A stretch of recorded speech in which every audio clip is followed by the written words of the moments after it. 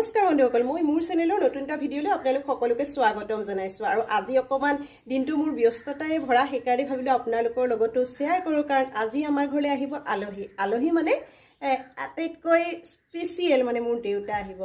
বহুদিনৰ মোৰ দেউতা আৰু অকমানি ভাগিন গুণগুণ আৰু গুণগুণৰ দেউতাক মানে মোৰ ভনী জোৱাই আহিব। আহি পাই 9:30 10টা মানত ঘৰ সোমাবহি গধূলি। আৰু তাৰ কাৰণে মই কিবা কিবি অলপমান খোজখাজ কামত ব্যস্ত হৈ আছোঁ। মানে ৰন্ধা বঢ়াখিনি উপৰিও চাহকাপ খাবলৈ কিবা এটা পিঠা পনা কিবা এটা বনোৱাত মই ব্যস্ত হৈ আছোঁ। ভাবিলোঁ আপোনালোকৰ লগতো আজি দিনটো মই শ্বেয়াৰ কৰোঁ। দেউতা আহিব বুলি ক'লে এনেই স্পেচিয়েল হৈ যায় দিনটো, গতিকে বলক আপোনালোকৰ লগতো শ্বেয়াৰ কৰোঁ। মইনো আজি কি বনাওঁ মানে ভাতৰ ৰেচিপিখিনি আপোনালোকক নেদেখুৱা। দেউতাই বিস্কুটেৰে চাহ খাই বেয়া পায়, গতিকে মই ভাবিলোঁ